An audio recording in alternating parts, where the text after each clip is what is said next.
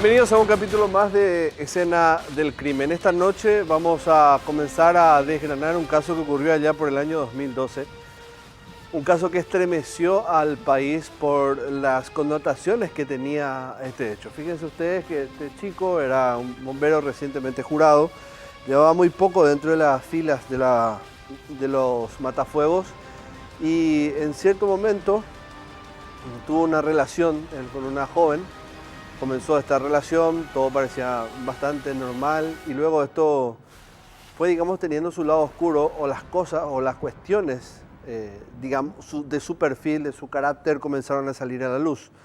Cosas que quizás ella no sabía o que fue descubriendo en el paso de esa relación que tuvo con él que no le gustaron en definitiva y que llevaron a la ruptura de esa relación. Él, como es en la mayoría de los casos de este tipo, de catalogados a esta altura y hace ya un par de años como feminicidio, se negó a aceptar eso, a esa distancia, y comenzó lo peor para ella y no solo para esta joven, sino que también para su familia, porque iba a tomar ribetes de una venganza, iba a ser cruel, lo que iba a generar en la vida de esta joven, que no solo iba a matarla, sino que también a la mamá de ella y al hermano de esta joven. ¿Qué fue lo que pasó en toda esta relación que llevó a esta determinación cruel?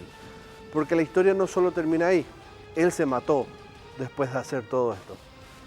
¿Qué hay detrás de esta historia? ¿Cuáles son los detalles? Los testimonios de aquel entonces, hoy los compilamos y esta es la historia de este joven bombero, este asesino, el que mató a su ex pareja, a la mamá y al hermano. Veamos el perfil de la víctima y de las víctimas y del victimario.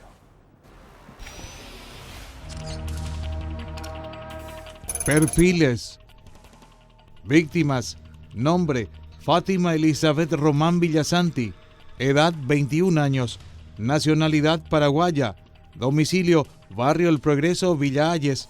Profesión: estudiante. 10 días antes del crimen, la joven decidió terminar con la relación con el homicida tras una pelea. Nombre: Hugo Javier Román Villasanti. Edad: 19 años. Nacionalidad: paraguaya. Domicilio: Barrio El Progreso, Villa Hayes. Profesión: estudiante. El joven bombero era hermano de Fátima Elizabeth. Fue el último en morir tras ser trasladado hasta Asunción. Nombre: Julia Elizabeth Villasanti. Edad: 46 años. Nacionalidad: paraguaya. Domicilio: Barrio El Progreso, Villa Hayes. Profesión: ama de casa. Madre de las primeras víctimas. Victimario. Nombre: Antonio Giret Cabral. Edad: 23 años. Nacionalidad: paraguaya. Domicilio: Barrio Remancito, Villa Hayes. Profesión: soldador. El joven intentó matar a su novia en una ocasión antes de concretarlo. Luego de asesinar a la familia, él se suicidó. Antonio es uno de los protagonistas de esta noche. El mes de octubre es aquel entonces donde todo había ocurrido en 2012. Fue de madrugada cuando él despertó como cualquier otro día, fue a trabajar y luego en el transcurso de esa jornada decidió cambiar de rutina. Es decir, en el transcurso de esa primera jornada, cambiando un poco, rectificándome, cambió su hoja de ruta, cambió lo que iba a hacer, no fue a trabajar y fue hasta la casa de su expareja y ahí ocurrió todo. En esos primeros minutos de la situación, este joven estaba envuelto en ira, muy ofuscado, totalmente fuera de sí, sin poder siquiera explicar qué es lo que lo llevó a ese punto. ¿Qué reacción airada iba a generar o desembocar en un asesinato múltiple como el que vamos a recordar hoy en detalles? Y hasta hoy día uno no puede explicar cuál fue el punto que detonó en esta relación. Fue finalmente algo que ella dijo, por más de que, claro, esto jamás va a justificar, es simplemente para entender en qué momento se detona toda esta situación. y qué es lo que despierta en él esa reacción violenta. Vamos a ver detalladamente qué fue lo que pasó en aquel octubre. Tenemos el recuento de la historia, los testimonios de aquel momento.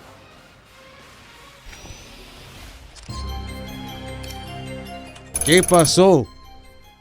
Poco antes de las 5 de la mañana del 23 de octubre del 2012, Antonio Giret Cabral despertó como todos los días. Él trabajaba como soldador en la empresa Astilleros del Chaco y al menos 20 minutos de viaje le esperaban en micro. Ese día, especialmente, tenía un extraño semblante. Estaba algo ansioso, pero intentaba mostrarse tranquilo, como si fuera que un molesto pensamiento lo perturbaba. Se despidió de su hermana Francis Giret y salió de la casa ubicada en el barrio Remancito rumbo a su trabajo. Subió a un colectivo de la empresa La Chaqueña y emprendió su viaje. Sin embargo, ese día quebró su rutina.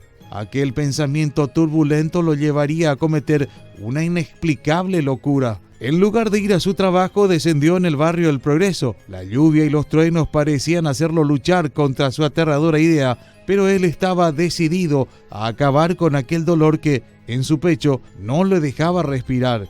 Empapado hasta el último rincón de su ser, llegó hasta la casa de Fátima. Ingresó y sorprendió a la chica en su cuarto saliendo recién de la ducha. Ella se estaba preparando. Acababa de limpiarse, de bañarse, se estaba secando. Ella estaba en la cama, ahí con su toalla envuelta por su cuerpo todavía. Con el pedazo de una silla rota, la atacó a golpes en la cabeza. Al escuchar los desesperados gritos de su hija, Julia acudió hasta la habitación de esta. Allí se encontró con Antonio, quien apenas ingresó a la misma, la atacó con el mismo palo. Posteriormente, tomó su paraguas y a ambas las volvió a atacar para asegurarse de que fueran a morir. Y yo creo que mi señora habrá escuchado algo y ella habrá entrado, y al entrar nomás también, ya ahí nomás ya también le dio el golpe. Igual que a mi hijo. Al llegar nomás ya también le habrá dado un golpe que le dejó prácticamente sin poder defenderse. No hubo así diálogo ni nada. Yo digo eso que fue rápido, no fue algo así que entraron a hablar ni nada, a discutir nada. ¿No? Entró, el tipo entró, y golpeó, hizo lo que hizo. Fue rápido. El joven de 23 años estaba completamente fuera de sí cuando escuchó que una llave ingresó al cerrojo de la puerta principal. Era Hugo Javier, que regresaba a la casa luego de una larga noche de servicio en la compañía de bomberos de la ciudad, ubicada a 3 cuadras de su domicilio. Y después llegó mi hijo. Él salía de su servicio cuando eso también. A las 6:30 por ahí. Estaba llegando. Él, sin dormir, ni siquiera imaginó lo que había sucedido solo minutos antes, hasta que al ingresar a la casa fue sorprendido por Antonio, quien lo atacó también a matar y luego lo arrastró a la pieza de su hermana. Creyendo que había acabado con la vida de todos, decidió que su momento había llegado. Acomodó una mesa en medio de la sala, colocó una soga en su cuello, la ató a la viga y, dejando correr la última lágrima sobre su mejilla, golpeó la mesa con su pie. Al caer esta de frente, él falleció. Un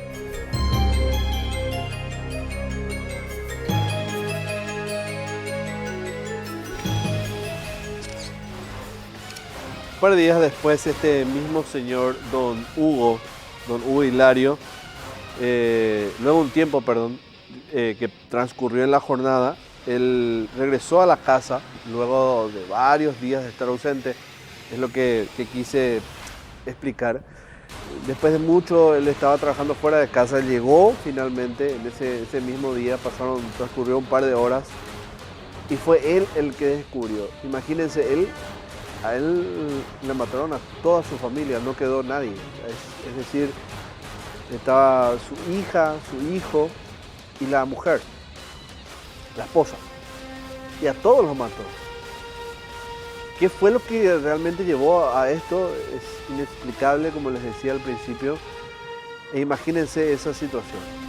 Llegó este hombre luego de trabajar mucho tiempo y lo primero que encontró a al abrir la puerta es al bombero que estaba colgado de la viga del techo. Se mató. Que después de haber asesinado a todos, finalmente decidió quitarse la vida. Qué dantesca escena, ¿no?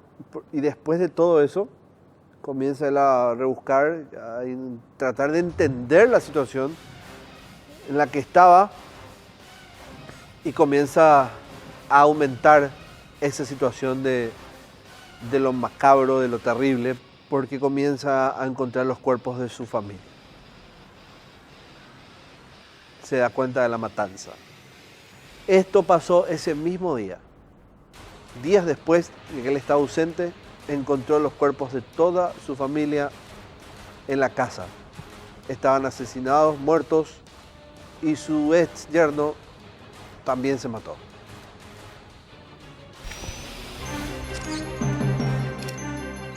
El estremecedor hallazgo. Luego de varios días fuera de la casa, Hugo Hilario Román regresó al barrio El Progreso de Villa Hayes. Emocionado por ver a su familia, partió temprano desde la casa de un amigo. La primaveral mañana estaba deliciosa, pese a que la intensa lluvia cubría el cielo y la tierra del territorio chaqueño.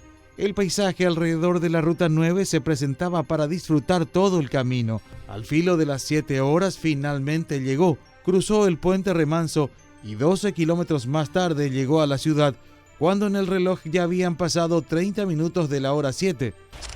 Yo estaba regresando de una reunión de compañeros de trabajo de Ciudad del Este y llegábamos en Asunción a la medianoche y ya no había colectivo para venir directamente. Entonces yo me quedé en la casa de un amigo ahí y a la mañana temprano salí para regresar acá a mi casa, ¿verdad? En la ciudad todo parecía completamente normal. A diferencia del acelerado ritmo esteño, al llegar a su natal ciudad el aire se sentía distinto, tranquilo, pacífico. Aquel no era un viernes cualquiera. El día número 26 del mes de octubre del 2012, la vida de Hugo Hilario quedó marcada para siempre.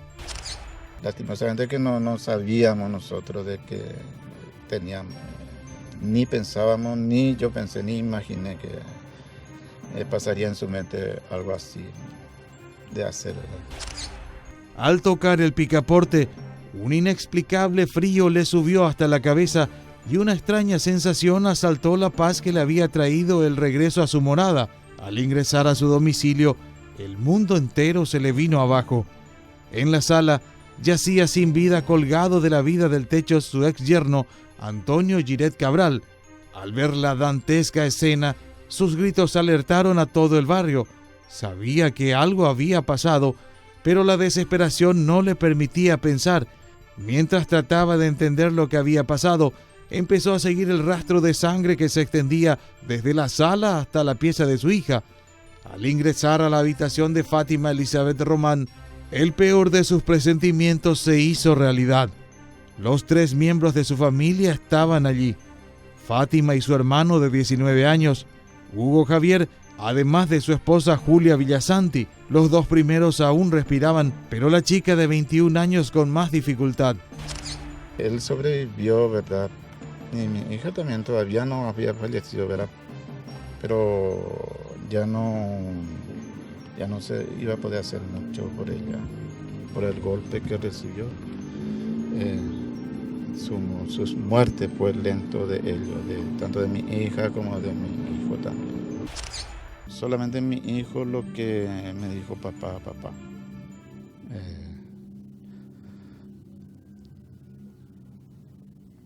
Yo llegué y le toqué así a mi hijo y le dije, porque cariñosamente le decimos Becho. Becho, ¿qué te pasa? Y ahí él se levantó la cabeza y me dijo, papá. Y después yo salí a gritar, yo salí a pedir auxilio, socorro acá a los vecinos y ya prácticamente no había nada que se podía hacer por él. Mi hija estaba sentada en la cabecera de su cama. Mi hijo estaba en el suelo ahí, al lado también, pero sí estaban en la misma pieza los tres, eso sí. Mi señora y mi hijo estaban en el piso. Mi hija la que estaba sentada en la cabecera de la cama.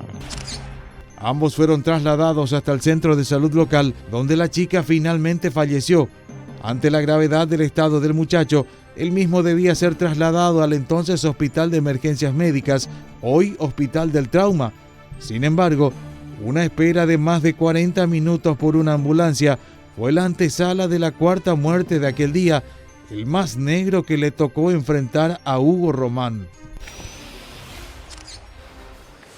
Bueno, la situación era terrible, aún no había explicación en ese instante para entender qué fue lo que ocurrió, porque este hombre sabía de alguna manera que su hija ya no estaba con el chico, quizás el hecho de haber encontrado a ese joven colgado, el techo explicaba más o menos la situación, aunque imagínense, traten de ponerse en su lugar, él poco entendía por el shock que estaba viviendo cuál fue la situación. No había demasiada explicación, salvo después, cuando comienzan las primeras investigaciones, le toman la declaración a él, comienza un poco él a explicar a la policía y a la fiscalía esos momentos de relación que tenía ese joven con su hija. Y todo se genera con base en hipótesis, en sentido común, porque no habían testigos, ahí murieron todos en la casa, no había más que el escenario mudo, pero sí muy claro de que en ese lugar hubo una pelea. En ese lugar las víctimas pusieron resistencia, se intentaron defender, aunque no pudieron, pero lo intentaron. Y esa situación de Gresca dejó evidencias físicas que luego de ser estudiadas y analizadas, comenzaban a echar luz sobre lo que había ocurrido. Les reitero, no había testigos, nadie vio lo que sucedió. Se mató el autor del hecho. Pero el hallazgo de un trozo de madera que le pertenecía a una silla y un paraguas fueron la clave, porque eso se usó para matarlos. En heridas que hablan, la pericia forense determinó cómo fue que este hombre mató a toda una familia.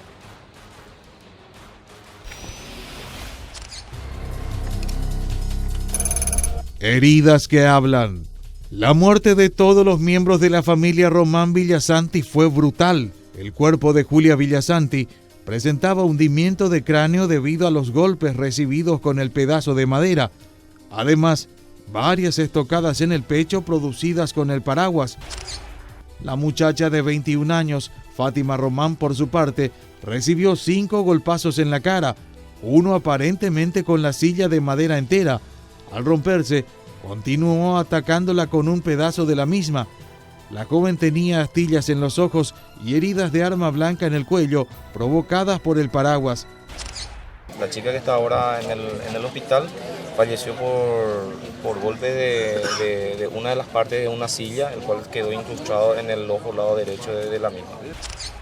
El miembro más joven de la familia, Hugo Javier Román, presentaba también varias heridas realizadas con los restos de la silla en la cara y en el pecho, además de un arma blanca, la punta del bastón de aquel paraguas. En un principio se creyó que una de las heridas recibidas por Hugo Javier fue realizada con un arma de fuego y que Giret tenía un cómplice, pero se descartó mediante la autopsia realizada al cadáver de cual se sacaron las placas. La muerte de todos los miembros de la familia fue diagnosticada como traumatismos graves de cráneo y lesiones de arma blanca.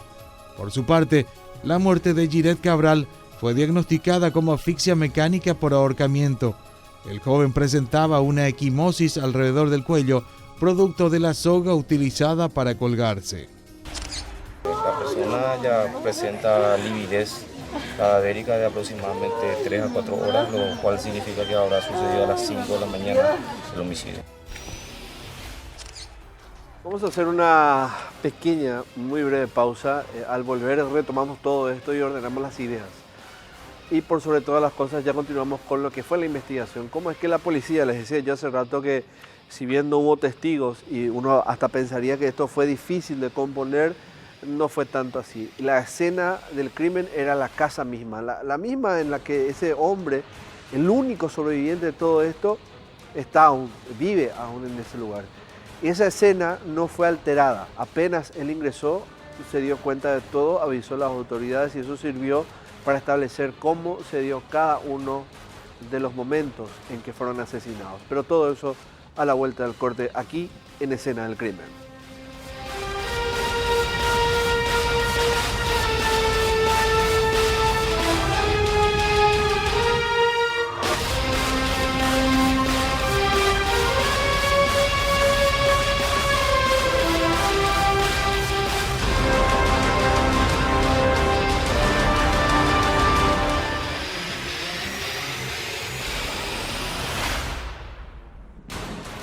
Fátima Elizabeth Román Villasanti, una joven de 21 años, fue asesinada por su exnovio. Esto ocurrió en octubre del año 2012. Él, un bombero recientemente incorporado a las filas de esta institución, no solo la mató a ella, sino que también a quien era la madre de esta joven, a la señora Julia Elizabeth Villasanti, una mujer de 46 años en ese entonces, y al hermano de esta chica, Hugo Javier Román Villasanti, de 19 años, el menor de la familia.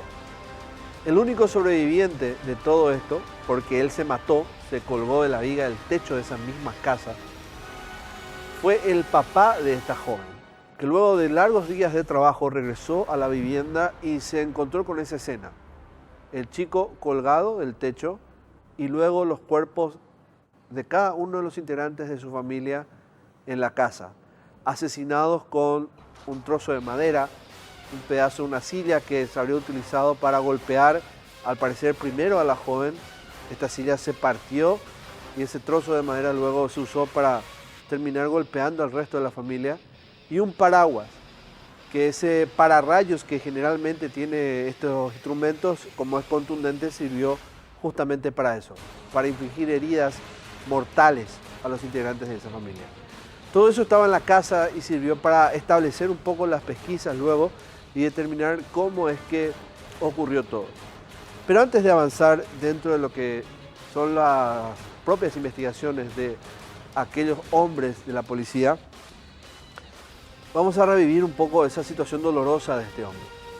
Porque recurrimos a él, como estaban viendo, después de muchos años, con el perdón evidentemente que le pedimos por remover un poco esos recuerdos, es simplemente con la intención de no olvidar jamás la memoria de aquellas personas a cuyas vidas se arrebató de manera injusta.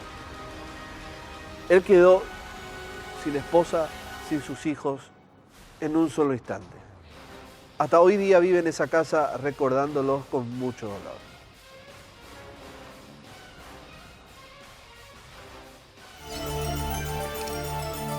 Sin esposa y sin hijos en un solo día. Julia Elizabeth Villasanti de Román tenía recién 46 años cuando encontró su final. Ella nació el 7 de enero de 1969. Muy joven conoció a Hugo Hilario y se entregó a él en matrimonio. No sé, hoy, mañana o pasado mañana, ¿verdad? Que pueda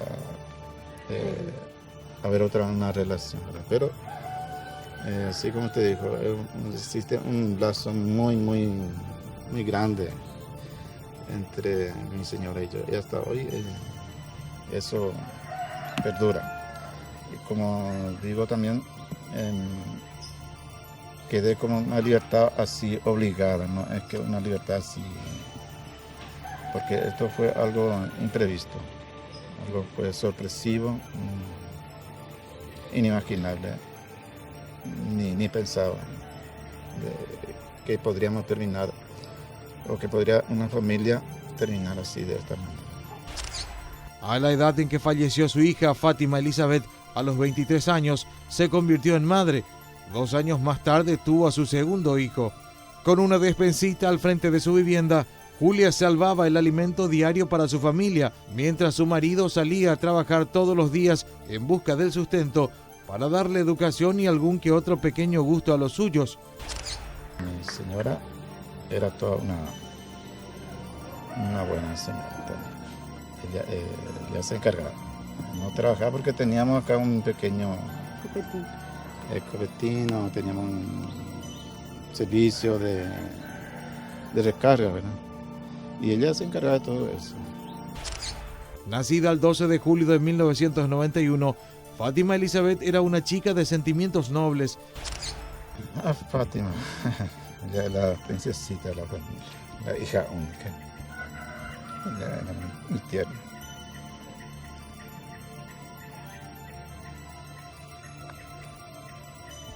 Ella era tan buena de que trataba de solucionar las cosas con el muchacho en vez de buscar pleitos. Exactamente, buscábamos ella buscaba, ¿verdad? Pero nosotros sí, pero no, ya queríamos que ella salga de ese muchacho, ¿verdad? Porque era muy celoso. Y el celo cuando es incontrolable, pues, se reacciona de esta manera, ¿verdad? Y Fátima era muy tierna, ella, tanto conmigo, con su mamá, con su hermano, o sea, con todo. Una chica muy alegre, me decían Muy también. sonriente, sí. Ella era muy linda. Quizás haya lindas modelos, señorita muy linda como usted, pero ella es más linda que todas. Por ser mi hija, le digo, ¿eh? Pero sí que era muy buena, muy responsable también. Ella soñaba con ser una gran profesional, pero las circunstancias raras de la vida la llevaron a dejar su carrera de criminalística para trabajar. Ella estudiaba para criminalística también. Hizo un pequeño estudio para criminalística y después dejó porque el costo era un poco elevado cuando eso también. Y tuvo que dejar, pero después encontró un trabajo en el centro de salud. Estuvo ahí como asistente en la parte de farmacia. Estaba allí ella trabajando. Consiguió un puestito como facilitadora en la farmacia del hospital local. Ella se preparaba para ir a trabajar cuando su expareja apareció en la casa y decidió acabar con su vida. Actualmente la joven tendría que tener 28 años. Hugo Javier Román Villasanti nació el 20 de abril de 1993. Acabada la secundaria, el muchacho decidió ocupar la mayor parte de su tiempo a servir a los demás. Él estuvo prácticamente en proceso de ingresar, ¿verdad? Pero mi hijo sí ya era bombero ya. Él de chiquitito, él se formó en el bombero, creció, hizo creo que su juramento estaba por hacer, no sé si llegó a hacer su juramento, ¿verdad? No me acuerdo, pero sí que ya estaba ya al servicio totalmente entregado a algo que a él le gustaba mucho. Se pasaba el día ahí en el bombero. Teníamos que reclamarle también porque se pasaba mucho más tiempo en la compañía. Y como él era joven y todavía no estaba trabajando, entonces tenía tiempo. Entonces ese fue para mí un orgullo, ¿verdad? Tener un hijo que estaba creciendo y estaba descubriendo una manera de servir a la comunidad, a la sociedad. Era muy buen muchacho, no porque sea mi hijo, pero sí era un buen muchacho, ¿verdad? Desde su adolescencia, él se enlistó al cuerpo de bomberos voluntarios. En aquel tiempo, con 19 años, pasaba noches y días enteros en el cuartel, pero sus sueños se vieron truncados. Hoy debía tener 26 años. Tengo un sacerdote muy amigo que me llamaba, ¿verdad? Y venía y vamos a hablar.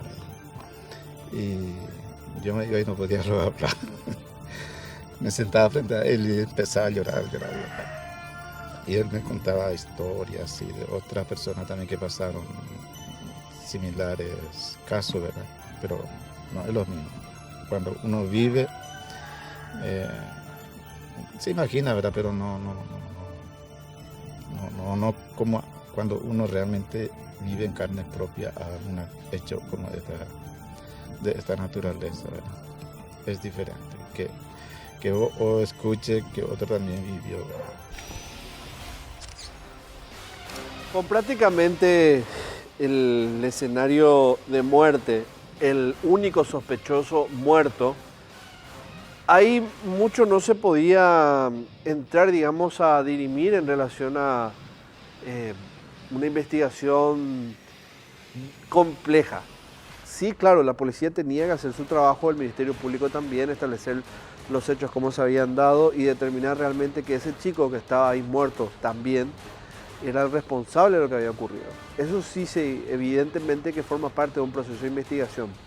Pero más allá de todo eso, con un escenario que tenía algo de lógica, al menos en una primera impresión, la Fiscalía y la Policía necesitaban saber cómo se llegó a eso, cómo se llega a ese momento de explosión, cómo él, rabiado, llega hasta la casa, mata a su exnovia, mata a su excuñado, que justamente le había llevado hasta el cuartel para que él pueda hacer la academia y ser bombero, y mata también a la mamá de su exnovia. ¿Qué es lo que determinó eso? ¿Qué fue lo que determinó? ¿Qué pasó en esa joven relación, una incipiente relación entre dos chicos bastante jóvenes? Y se hablaba de una acalorada relación de 3 años. 3 años de conflictos, de peleas, de roces. Y uno dice, bueno, son jóvenes, tienen nomás luego problemas, pero esos problemas comenzaron a volverse una obsesión. Y esa obsesión en un sentido de posesión. Y eso fue lo que determinó finalmente todo. Los detalles de toda esa relación violenta en la memoria de esta joven y también en el relato de su familia. Esto habría ocurrido en esos 3 años de relación.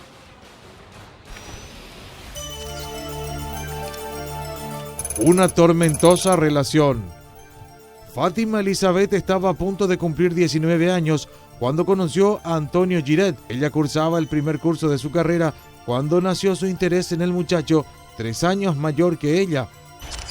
Mi hija tenía 18, 19 años y el muchacho estará por los 19, 20 años por ahí nomás también. Apuesto y amable, al principio el joven parecía ser un chico normal y sus pretensiones para con ella iban para algo en serio. Se mostraba una persona normal, pero se ve que en una relación así de pareja no estaba como para aguantar así, no un desprecio ni un rechazo, sino que al no comportarse como se debe, pues uno tiene que buscar salir de eso, ¿verdad? Al poco tiempo de empezar la relación, decidieron mudarse a vivir juntos en el centro de la ciudad de Villa Hayes y el joven noviazgo pasó a ser un concubinato. La familia de Fátima entendió que era normal, parte de la vida. Ellos llevaban una vida tranquila y feliz. Como cualquier pareja, a veces peleaban, pero nunca pasaba de eso. Físicamente no le llegó a tocar, ¿verdad? Pero sí verbalmente era maltratada, ¿verdad? Inclusive en varias partes donde se iban, la maltrataba así públicamente, ¿verdad? Frente de todo, ¿verdad? Pero eso es tolerable, ¿verdad? Pero cuando uno te agrede físicamente, pues ya es otra forma, ¿verdad? Pero la violencia verbal también es algo grave, que hay que tener cuidado porque uno puede comenzar con eso, ¿verdad? 21 de julio del 2012, luego de 3 años de concubinato, la relación empezó a resquebrajarse. Una intensa pelea llevó a Fátima a decidir que lo mejor que podían hacer era mudarse cerca de la casa de sus padres, creyendo que quizá así él cambiaría un poco. Posterior a esta situación, Fátima pasaba mucho tiempo en casa de sus padres intentando escapar de la tormentosa relación e intentando rescatar lo poco que quedaba de ella. Pero los maltratos eran una constante y hasta más que una rutina. Antonio no lograba controlar sus celos, más bien estos lo controlaban a él. Él no entendía razón. Ella quería llevarle nomás a mi hija. Ella quería llevarle y nosotros le dijimos no. Ella ya no se va contigo. Él no quería entender de que esa relación se estaba terminando. Mi suegra está en la Argentina y queríamos mandarle ahí, ¿verdad? Pero no era tanto de mi parte ni de mi señora separarnos de mi hija así de buena primera. 18 de octubre de 2012, una segunda pelea vertió la última gota dentro del vaso. El muchacho con un destornillador amenazó con sacarle la vida. Fátima sabía que ese era el momento de terminar para siempre la relación por el bien de ambos. Le detenieron, hace no sé si 8 días por ahí le detenieron y casi le clavó con un destornillador, parece. ¿A quién? Y a mi sobrina. ¿Ya hubo un antecedente? Sí, y ya tuvo antecedentes y dejaron que salió en libertad. Eso no tiene sentido. ¿Quién le resguarda? No tiene resguardo. Esa es la justicia paraguaya. Siempre va a pasar esto y va a pasar siempre. Vos ves en televisión varias veces hacen así y llegan. ¿Por qué no ponen un guardia o algo así para que lo resguarde una familia? 24 horas en el calabozo. Completamente fuera de sí, Antonio no lograba controlar sus emociones. Los padres de Fátima llamaron a la policía y agentes de la comisaría cuarta de Villa Hayes llegaron hasta la casa para detenerlo. Yo y mi final esposa buscamos la forma de salir en forma pacífica con él, ¿verdad? Inclusive una noche antes de esa aprehensión creo que ya no le impedíamos que él ya fuera a dormir con él, ¿verdad? Porque ya o sea que mi hija ya le estaba ya prácticamente rechazando, ya no quería más estar con él, ¿verdad? Pasamos casi una noche hablando, tratando de convencer al muchacho para que pueda tranquilizarse y que pueda él sosegarse, ¿verdad? Para que no pase nada, ¿verdad? Pero como te digo, ni en mente ni en mi imaginación pensé yo que algo él estaba pensando, ¿verdad? Tanta era su rabia que llegó a eso. Luego de 24 horas en el calabozo, el muchacho recuperó su libertad, pero a partir de allí empezó a idear su macabro plan. Inclusive todos nosotros podríamos haber ido, ¿verdad? Con él. Pero no se hizo, bueno. No sé si será el destino, ¿verdad? O es una... Yo creo que esto se calcula. Ella tenía en su mente hacer eso. Y seguramente. Pero él a nosotros no menciona nada de que podría, no amenazó, ¿verdad? Nada. Para entonces, la familia de su exnovia pidió al juzgado una orden de alejamiento y el juez de paz le cedió la medida cautelar. Antonio no debía acercarse hasta 500 metros a la redonda de la casa de Fátima.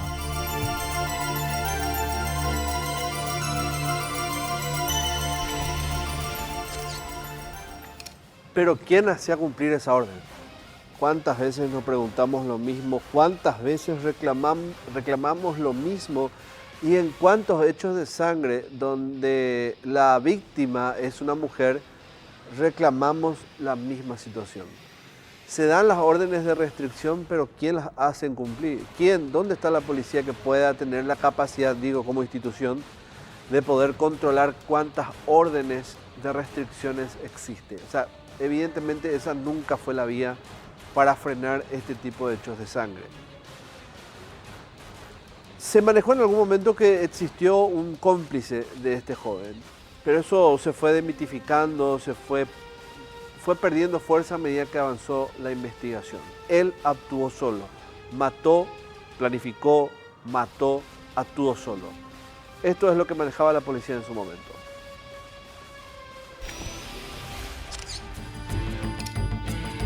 Un implicado fantasma. Varias hipótesis surgieron alrededor del caso, entre ellas que el autor contaba con un cómplice debido a que se creía que el muchacho más joven de la familia también había recibido disparos de arma de fuego.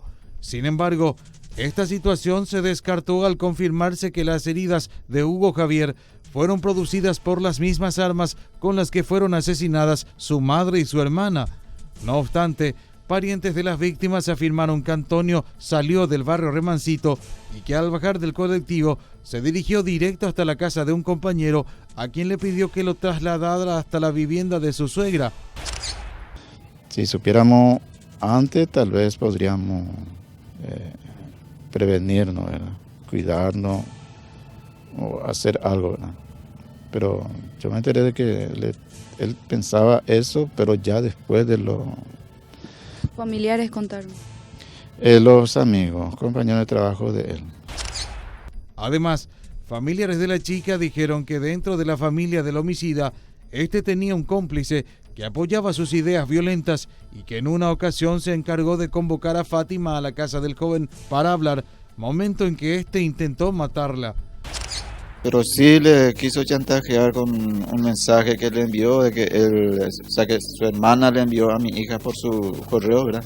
De que el muchacho supuestamente se había accidentado y que estaba grave y que su mamá estaba en el hospital. Por su parte, la hermana de Antonio, Francis Belén Giret, en declaraciones a la prensa aseguró que la pareja tenía una relación tranquila de más de 4 años y pese a la denuncia por intento de homicidio por la que su pariente pasó un día en el calabozo, ella aseguró que jamás hubo episodios de violencia entre ellos. ¿Hace cuánto que ellos están juntos? Hace 4 años que están juntos. 4 años. ¿Y ella hubo episodios de violencia anteriormente? No, ninguno. ¿Nunca hubo peleas? No sé. Yo creo que no hubo, porque siempre se llevaban bien, se iban en casa de mamá. ¿Cómo es que termina así esta situación? No sé, es algo lamentable. Yo que soy su hermana, no sé cómo explicar eso. Sí, estuvo preso en la comisaría por una restricción. ¿En dónde? ¿Qué comisaría?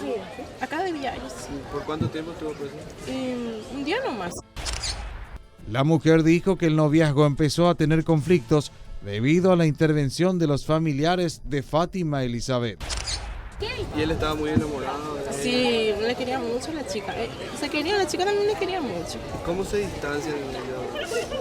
Porque se opone la suegra, se opone bastante. No le quiere a mi hermano, dice, y no sé. ¿Y ella también le quería? Y se querían mutuamente. Pero ella la suegra no le dejaba. Creo que No le dejaban estar juntos. No le pegaba, él no se pegaban así. No se pegaban. Yo hablé con la chica aquella vez y me dijo que le quería mucho a mi hermano, pero que se iban a dejar porque su mamá se oponía, me dijo la chica. ¿Hace cuánto de eso? Creo que hace poco no puede ser.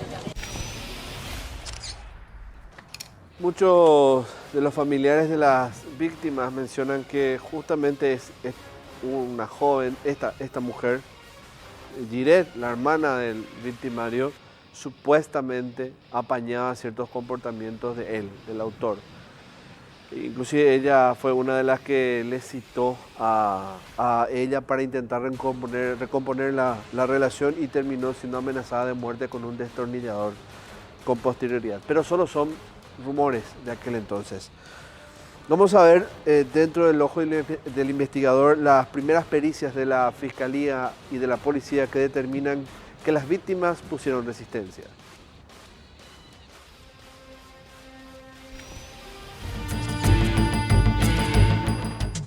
La investigación. La posibilidad de que Juan Antonio hubiera tenido algún cómplice tomó fuerza en las primeras horas del crimen. Familiares, vecinos y allegados de los 3 asesinados coincidían en afirmar que parientes del muchacho solapaban las actitudes violentas del mismo, lo que llevaba a que éste continuara actuando de esa manera. No obstante, con el avance de las pesquisas, confirmaron que el muchacho actuó solo ante una gran resistencia que pusieron antes de morir todas las víctimas. Se observa rastros de restos de sillas, también de madera, también se puede observar dinámica de la sangre por las paredes, por el ropero, lo cual significa que la víctima estuvieron tratando de defenderse o seguramente se apoyaron por las paredes, y la dinámica de la sangre que se observa ya sea en los muebles como en la pared significa que estuvieron parados en el momento de la agresión. A 500 metros, según los investigadores, los padres de Fátima Elizabeth decidieron que era de suma importancia tomar cartas en el asunto ante los repetitivos hechos de violencia que afectaban a la chica. Fue así que pidieron una orden de restricción. La familia de su exnovia pidió al juzgado una orden de alejamiento y el juez de paz le cedió la medida cautelar. Antonio no debía acercarse hasta 500 metros a la redonda de la casa de Fátima. El criminal se dio el tiempo de planear casi una semana antes de cometer el triple asesinato.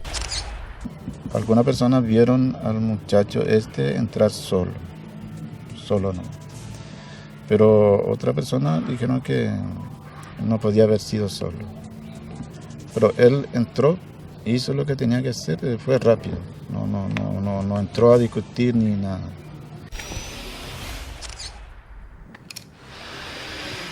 Bueno, como el caso y la lógica nos dice, en esta situación, por las redundancias, en esta situación no hubo condena judicial porque evidentemente él se mató y el caso no avanzó más allá de establecer la forma en que ocurrió el crimen. Las heridas defensivas en las víctimas, lo que se encontró como defensa, los golpes en las manos de la víctima, del victimario, y también los rastros epiteliales bajo las uñas, que también fueron detalles muy precisos de los investigadores en esa época.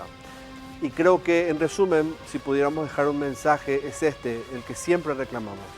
Medidas de restricciones que no sirven, en lo absoluto sirven para algo, más que simplemente decir hicimos algo. Es como lavarse las manos, para el sistema en sí, cómo funciona, porque es estéril, no discrimina, no separa, no impide que el autor potencial de un homicidio finalmente no llegue a consumar el hecho.